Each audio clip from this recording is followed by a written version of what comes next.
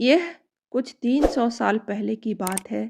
कर्नाटक के सुदूर दक्षिण क्षेत्र में अपनी बूढ़ी माँ के साथ एक योगी रहते थे। उनकी माँ काशी जाना चाहती थी ताकि वह विश्वनाथ जाकर शिव की गोद में प्राण त्याग सके। इसके अलावा उसने अपने जीवन में अपने बेटे से कभी कुछ नहीं मांगा था। उसने कहा, मुझे काशी ले चलो, मैं बूढ़ी हो रही हूँ, मैं वहीं जाके मरना चाहती हूँ। योगी ने अपनी बूढ़ी माँ के साथ दक्षिण कर्नाटक के जंगलों से होते हुए काशी के लिए एक लंबी यात्रा शुरू की। वृद्ध होने के कारण उनकी माँ का स्वास्थ्य बिगड़ गया, तो उन्होंने माँ को कंधे पर उठा लिया और जाहिर तौर पर कुछ समय पश्चात वह कमज़ोर महसूस करने लगा। उसके पास शिव से याचना करने के बजाय और कोई चारा नहीं बचा। उन्होंने याचना की, हे शिव, मुझे मेरे प्रयास में विफल मत होने देना। बस यही एक चीज़ है जो मेरी माँ ने मुझसे मांगा है। कृपा करके मुझे इसे पूरा करने दें। मैं इन्हें काशी ले जाना चाहता हूँ। हम वहाँ सिर्फ आप ही के लिए आ रहे हैं। मुझे ताकत दें। तब जैसे ही उन्होंने चलना शुरू किया, तो पीछे से एक घंटे की आवाज़ सुनाई दी, जैसे कोई बैलगाड़ी आ रही हो। उन्हें धुंध से उभरती हुई एक बैलगाड़ी दिखाई दी, जिसे एक बैल खींच रहा था, जो थोड़ा अजीब था, क्योंकि एक बैल वाली बैलगाड़ी छोटे रास्तों के लिए होती है।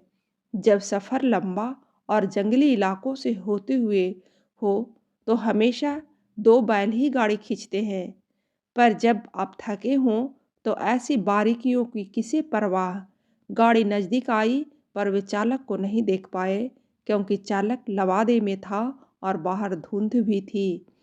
मेरी माँ बीमार है, क्या हम आपकी खाली गाड़ी में यात्रा कर सकते हैं? उन्होंने कहा। अंदर बैठे व्यक्ति ने सिर हिला के हाँ कहा। वे दोनों गाड़ी में बैठ गए और बैलगाड़ी आगे चलने लगी। कुछ समय बाद योगी का ध्यान इस ओर गया कि जंगली रास्ता होने के बावजूद भी बैलगाड़ी बहुत आसानी से आगे बढ़ रही थी। तब उन्होंने नीचे देखा और पाया कि पहिए घूम नहीं रहे हैं, वे रुके हुए थे, पर गाड़ी आगे बढ़ रही थी। तब उन्होंने बैल की तरफ देखा और पाया कि बैल बैठा हुआ था, पर बैलगाड़ी चल रही थी। तब उन्होंने चालक की ओर देखा और पाया कि वहाँ सिर्फ लवादा ही था। उसने अपनी माँ की ओर देखा। माँ ने कहा, अरे पागल, हम पहुँच गए। अब कहीं और जाने की ज़रूरत नहीं है। यही वो जगह है। अब मुझे जाने दो। इतना कह के माँ ने शरीर छोड़ दिया। बैल, बैलगाड़ी और चालक सब विलीन हो गए। योगी अपने गांव लौट आया। लोगों ने सोचा, यह इतनी जल्दी लौट आया है, ये अवश्य ही अपनी माँ को कहीं छोड़ के आया है। यह उसे काशी नहीं ले गया। उन्होंने उसे पूछा, तुम अपनी माँ को कहाँ छोड़ आए? उन्होंने उत्तर दिया, हमें वहाँ जाना नहीं पड़ा, शिव खुद आए थे हमारे लिए। क्या बकवास है, उन्होंने कहा। योगी ने उत्तर दिया, मुझे फर्क नहीं पड़ता कि आप क्या सोचते हैं, वे आए थे हमारे लिए, यही सच है। मेरा जीवन ज्योतिर्मय हो गया है, यह मैं अपने अंतर में जानता हूँ, मगर आप नहीं मानते, तो यह आप जाने। तब उन्होंने पूछा, ठीक है, हमें कुछ ऐसा दिखाओ कि हम माने कि तुमने सच में शिव को देखा है और वे सच में तुम्हारे लिए आए थे। योगी ने कहा, मैं नहीं जानता, मैंने उन्हें नहीं देखा, मुझे सिर्फ एक लवादा दिखा।